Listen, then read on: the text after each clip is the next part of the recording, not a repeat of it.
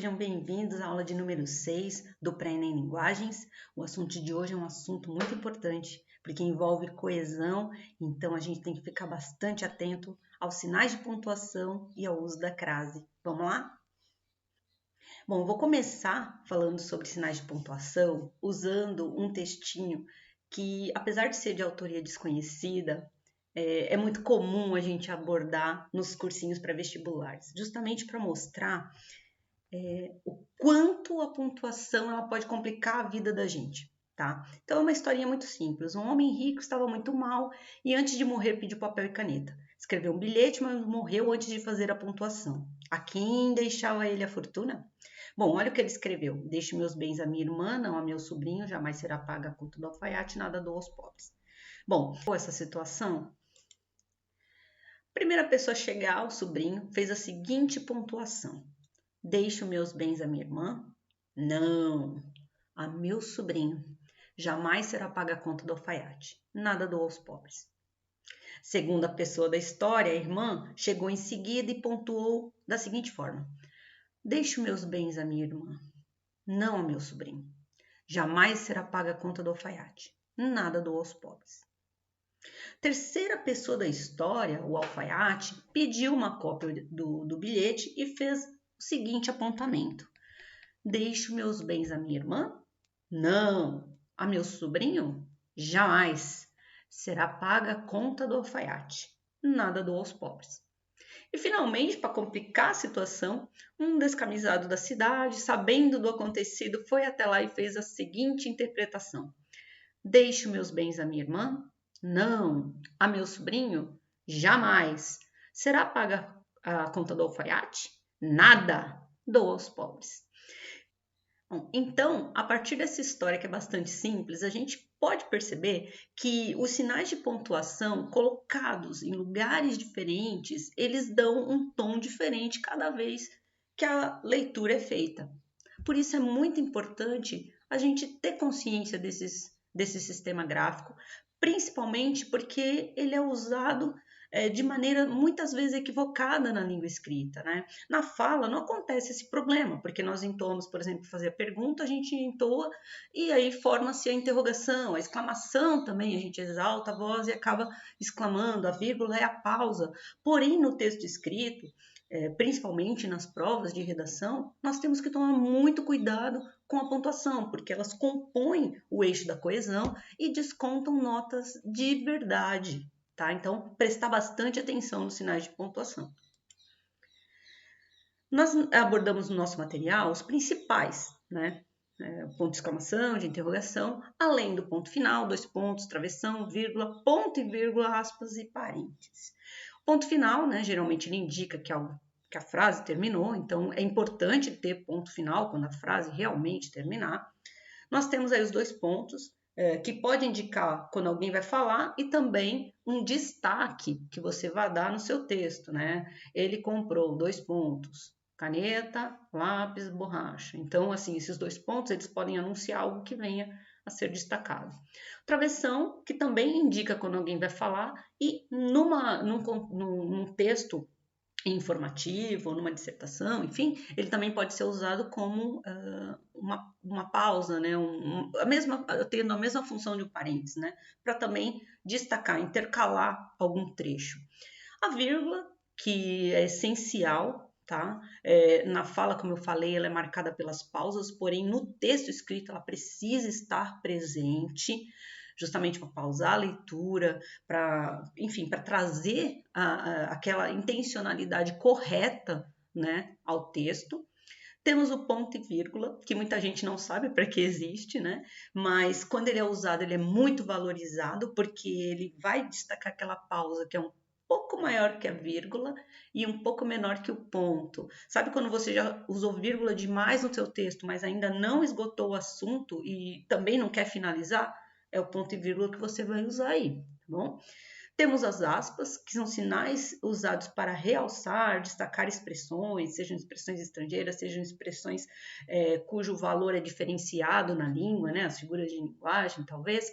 Então, as aspas, elas são muito importantes como aspecto gráfico dentro de um texto, ela é uma licença que a gente tem ali para utilizar determinados recursos que sem ela não poderiam estar presentes no texto. E finalmente os parênteses, que são usados para separar expressões na frase ou também dar explicações. Então todos esses sinais, eles são muito importantes, eles existem por um propósito e no nosso texto escrito, eles fazem toda a diferença.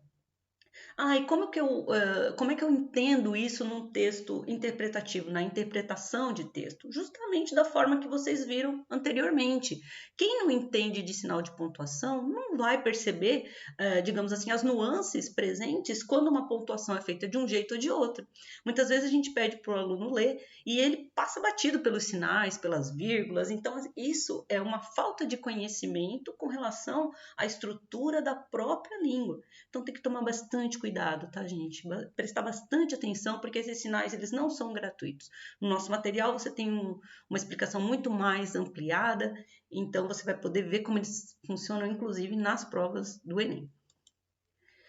E o segundo tópico dessa semana 6 é a crase, outro problema também nos textos escritos, né? Eu começo com uma pequena tirinha, diz assim: letra A, onde você vai? À praia, vou ver a crase. Esse é o caminho do campo. Ao campo eu não vou. A crase me quer à meia-noite em frente à orla, para um bife à parmegiana, à luz da lua. E o ratinho termina: às vezes as crases são muito exigentes. E são mesmo, né?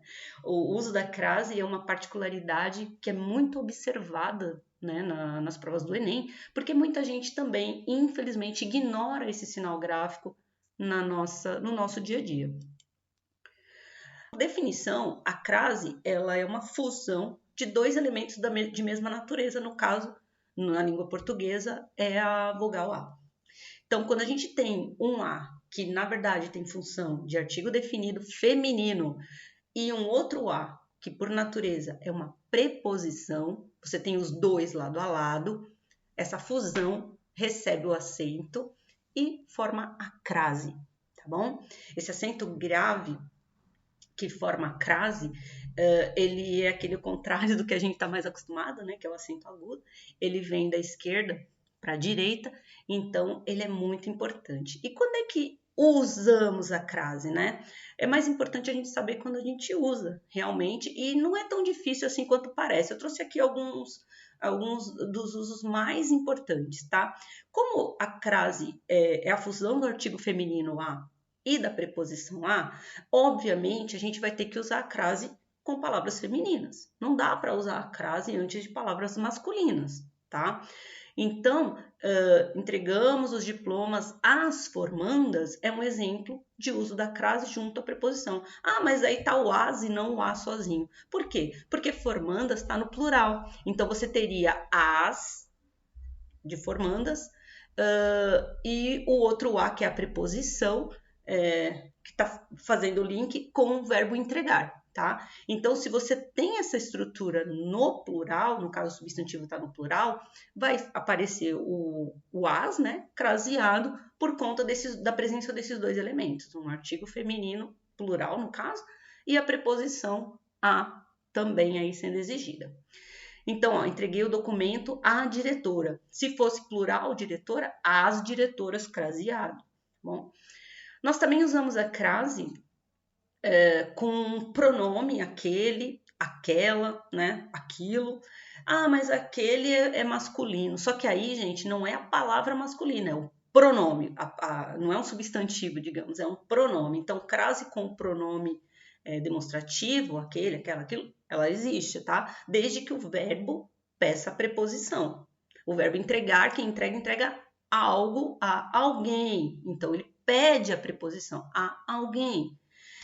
Então, entregou o livro àquela estudante, tem crase. Com verbos de destino, ir à faculdade. Faculdade também é palavra feminina. Se você trocar por uma palavra masculina, essa é uma dica que a gente fala muito, né? Trocar a palavra que está aí na dúvida se tem crase ou não, por uma palavra masculina, e ela for, e antes dela aparecer ao, você tem uso da crase obrigatória. Então, por exemplo, ir à faculdade, ir ao colégio, Então, a gente sabe aí que é uma situação que exige a crase. Em expressões que indiquem a moda de, no caso, pintei a Renoir, via a Machado de Assis. Então, assim, quando fica subentendido a expressão a moda de, a gente também utiliza a crase. Em expressões adverbiais e prepositivas femininas, feito à mão, a expressão adverbial foi à noite, estava em casa à tarde, então a gente tem o uso da crase obrigatório aí. Tá? A crase ela também pode ser opcional em alguns casos, né? Quando isso ocorre? Opcional, se você deixar de pôr, não tem problema. Primeiro, antes de pronomes possessivos, minha, sua, então entrega o livro à minha irmã, entrega o livro à minha irmã, com crase ou sem crase, tanto faz. Antes de nomes de mulheres, femininos, né? Então você também pode escolher. Ah, mas tem o verbo que pede a preposição. Não tem problema, é opcional. E com a palavra até. Então, andamos até a padaria, andamos até a padaria. Então, você pode ou não utilizar. Finalmente, para a gente fechar essa história de crase, quando nunca se usa crase? Então, como a crase é formada pelo artigo feminino mais a preposição, jamais usamos a crase antes de palavras masculinas. Então, escreva a carta a lápis. Enfim, não tem, nem nome masculino, nada, não tem. Antes de verbo, também não tem crase, tá? Marta começou a ler um livro. Então, não tem crase antes de verbo. Com os demonstrativos este, essa, esse, essa, cujo, também não usamos a crase. Dou valor à sua conquista, ela é a moça cuja roupa me referi. Tá? Não tem crase. Com pronomes pessoais, o caso reto, eu, tu, ele, nós, dois, eles, e pronomes de tratamento, né? Diga a ela que saímos cedo. Enviamos o convite à vossa senhoria. Então, não tem crase. As palavras dona e senhora podem ter crase, tá? A gente coloca, mas com os pronomes de tratamento, não. Com a preposição a, mais alguma palavra que venha no plural, tá? Ou seja, se você não tiver o a com S, só tiver o a sozinho e a palavra seguinte vier no plural, não se põe crase, porque aquilo ali é só uma preposição, não é a fusão da preposição mais o artigo. Então, referia-se a questões políticas. Se tivesse no plural, referia-se às questões políticas, aí a gente poderia colocar a crase. Ou melhor, a gente teria que colocar a crase. Entre palavras repetidas também não tem crase, cara a cara, frente a frente, assim por diante. Antes da palavra casa, desde que ela não venha especificada, né? Chegamos cedo à casa, ponto, não tem crase. Chegamos cedo à casa de Maria, aí fica um pouco diferente, tá? Já está especificando, então você usa crase. E com a palavra terra também no sentido oposto ao de água. Então, os descobridores saíram do navio e chegaram à terra, tá bom? Bom, nosso tempo é bastante curto, eu sei que estudar pontuação e crase em 10, 15 minutos é absurdo, mas o nosso material nós temos muita informação sobre isso, tem exemplos, tem os exercícios, então faça com atenção. Essa aqui é só uma aulinha de revisão, o bom mesmo tá lá no livro, tá bom? Então, bons estudos para vocês, nos vemos na próxima aula e tamo junto!